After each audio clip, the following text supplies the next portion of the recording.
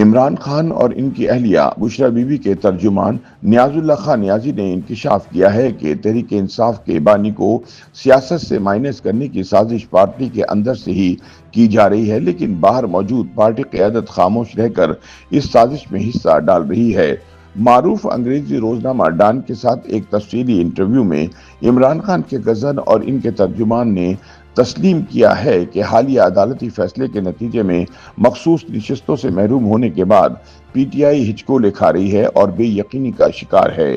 ان کا کہنا تھا کہ فوجی اسٹیبلشمنٹ کی سازشیں اپنی جگہ، لیکن پارٹی کی موجودہ ابتر صورتحال کی اصل وجہ تحریک انصاف کے اندرونی الیکشن بنے، جن کا اصل مقصد عمران خان کو سیاست سے مائنس کرنا تھا۔ تاہم دلچسپ بات یہ ہے کہ پارٹی کے الیکشن خود نیاز اللہ نیازی نے کروائے تھے، جو تحریک انصاف کے چیف الیکشن کمشنر تھے۔ اپنے انٹرویو میں نیاز اللہ خان نیازی نے دعویٰ کیا کہ عمران کو سیاسی میدان سے باہر کرنے کے لیے ایک جامع اور سوچا سمجھا منصوبہ نافذ کیا جا رہا ہے۔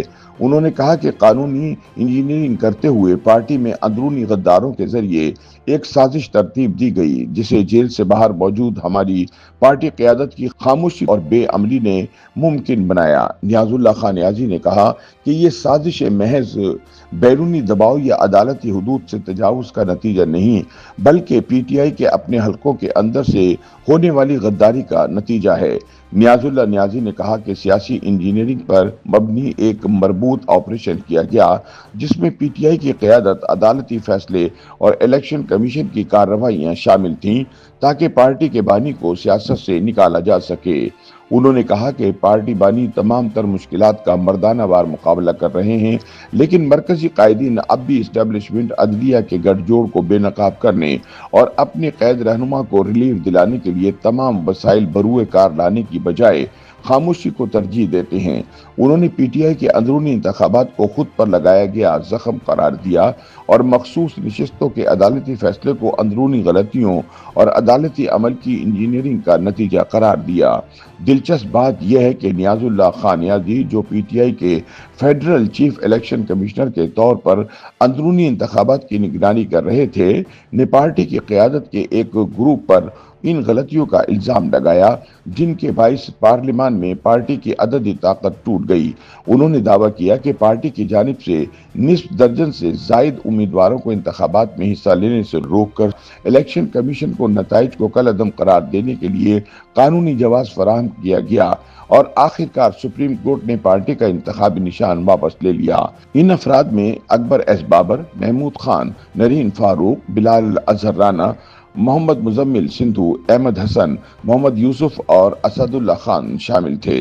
لیکن اکبر ایس بابر، جنہوں نے پارٹی کے خلاف غیر ملکی فنڈنگ کیس بھی دائر کیا تھا، کہ سوا دیگر امیدوار سیاسی طور پر نمایاں شخصیات نہیں تھے۔ پی ٹی آئی اور اکبر ایس بابر کے درمیان تعلقات کبھی خوشگوار نہیں رہے اور وہ جب سے پارٹی سے نکالے گئے ہر قانونی راستہ آزما چکے ہیں تاکہ پارٹی پر اپنا دعویٰ قائم کر سکیں۔ لیکن نیاز اللہ نیازی نے دعویٰ کیا کہ ان امیدواروں کو الیکشن میں حصہ لینے سے روکنے کا فیصلہ ان سے مشورہ کیے بغیر کیا گیا۔ انہوں نے اسے اندرونی تخریب کاری کی کارروائی قرار دیا، کیونکہ یہی افراد بعد میں سپریم کورٹ کے سامنے پیش ہوئے۔ ان کی گواہی ان وجوہات میں شامل تھی جن کی بنیاد پر تب کے چیف جسٹس قاضی فائز عیسیٰ کی سربراہی میں بینچ نے پی ٹی آئی کے خلاف فیصلہ دیا۔ پی ٹی آئی کے اپنے انتخابی فریم ورک کے مطابق امیدواروں کو پینل کی صورت میں الیکشن لڑنا ہوتا ہے۔ نیاز اللہ نیازی کے مطابق اگر ان افراد کو الیکشن میں حصہ لینے دیا جاتا تو ان کے کاغذات نامزدگی جانچ پڑتال میں مسترد ہو جاتے اور یوں انتخابی عمل کی قانونی حیثیت مضبوط رہتی۔ نیازی نے بتایا کہ وہ 2009 اور 2012 میں بھی کامیابی سے پارٹی کے اندرونی انتخابات کروا چکے ہیں۔ تب وہ پی ٹی آئی اسلام آباد کے ریجنل ہیڈ تھے اور ان انتخابات کو الیکشن کمیشن نے تسلیم بھی کیا تھا۔ جب ان سے پوچھا گیا کہ انہوں نے پہلے یہ مسئلہ کیوں نہیں اٹھایا تو ان کا کہنا تھا کہ انہیں ان 8 انتخابی امیدواروں کے الیکشن میں حصہ لینے کا علم ہی پولنگ کے دن ہوا۔ انہوں نے الزام لگایا کہ مجھے نااہلیوں کا علم پولنگ کے دن ہی ہوا، اس بات کو مجھ سے چھپایا گیا اور یہ ایک سوچا سمجھا عمل تھا۔ بعد میں انہوں نے یہ معاملہ پارٹی قیادت کے سامنے اٹھایا، لیکن کوئی سنوائی نہ ہوئی۔